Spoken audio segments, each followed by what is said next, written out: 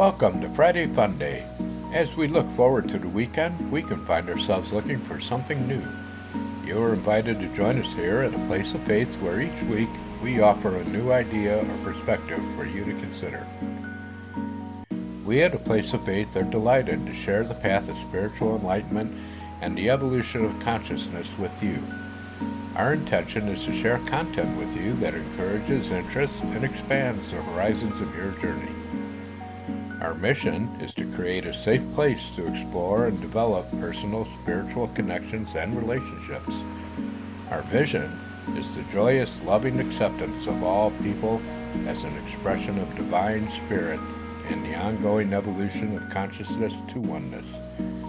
All are welcome here. Hi there, happy Friday. We at a place of faith and are thankful that you have joined us today. Hopefully we can put some fun into the day and make Friday an especially fun day. Today I want to talk about the Day of the Dead. Now that might not sound like a lot of fun.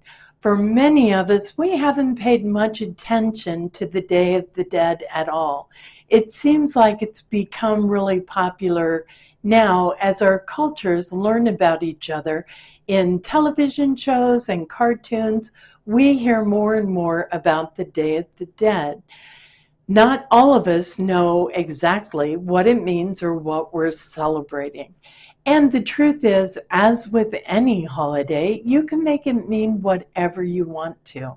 Today, I'm inviting you to think about really putting some effort and time into a celebration of the Day of the Dead. Sounds morbid, right? Well, for many of us, we've lost people that we really miss in the world or that made our life so much better.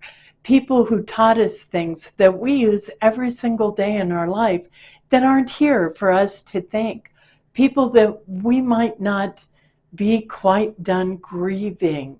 And the thought of them is often in our hearts and in our minds. Celebrating the Day of the Dead is a wonderful way of healing our losses, of healing our grief. Let me tell you why. I know that for me, when I lose someone, I don't know that I've healed until I'm able to tell stories about them, until I'm able to kind of bring them to life and share them with the people around me. I lost my stepdad when I was 13. He'd been my father for most of my life.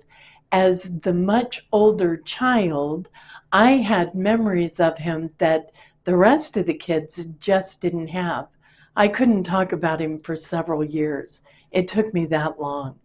But when I was able to talk about him, I was able to share with the rest of the kids stories that they'd never heard. I was able to bring him to life for them and literally give them their father with memories they didn't have. What a healing experience that was for me. It also showed me that maybe I was being a little greedy by not sharing him earlier. And for me, that's what the Day of the Dead is about.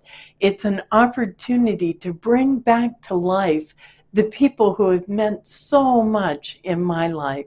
And there have been so many. It seems like the older I get, the more that there are. So for me, celebrating the Day of the Dead is really about bringing to life the memories of the people that I've lost. There's so many ways to do this. You could make a poster and have a poster board, maybe with a picture of the person that you lost, and then surround them with the things that they love. If not a poster, perhaps you'll pick up a tile, like a floor tile. An enameled one is my favorite. And you put the picture in the middle of the person that you're honoring, and then surround it with memories that bring that person to life for you. And then coat it, and it'll last for years and years and years.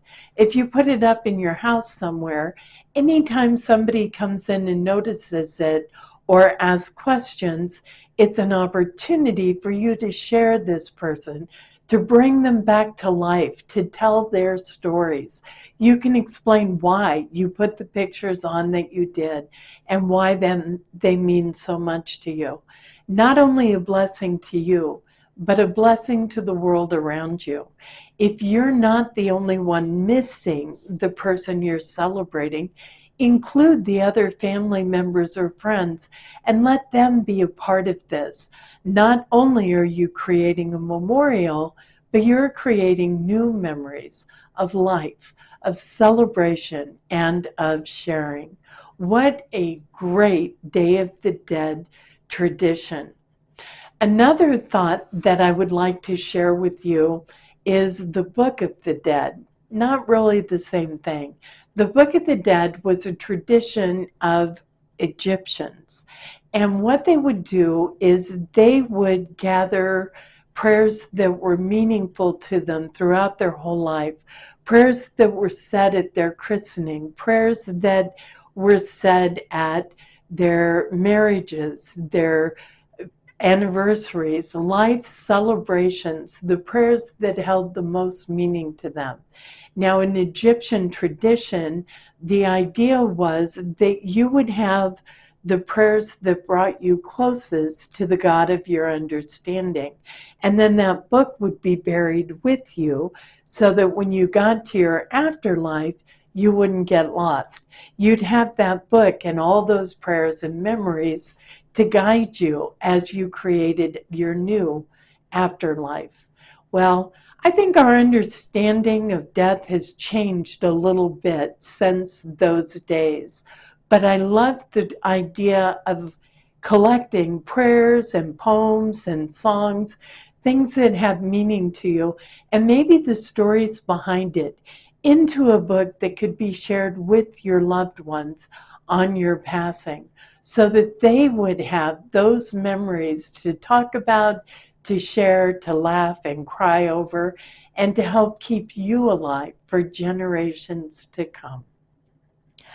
I hope these ideas have put a little fun into your Friday, and perhaps as the Day of the Dead gets here, you'll be ready with some new traditions and new ideas. Thank you so much for joining us here at A Place of Faith. Namaste. Follow us on Facebook for daily meditations, prayers, and all of our videos. If you know of anyone anywhere who is struggling with spirituality or who wants a spiritual community, please share our videos. Commenting, liking, subscribing, and sharing are also ways to support us and help us grow. Reverend Linda is available by phone, Facebook Messenger, or Zoom conference for spiritual and ministerial counseling, guidance, and direction on a love offering basis. She can be reached through A Place of Faith at sohomail.com or through Unity Church of El Cajon. A Place of Faith is sponsored by Unity Church of El Cajon at 311 Highland Avenue, El Cajon, California, 92020. You can send donations there. Just put APOF on the check, or you can also contact us through our website at www.unityofelcajon.org and make your donations on the website. Thank you for your support.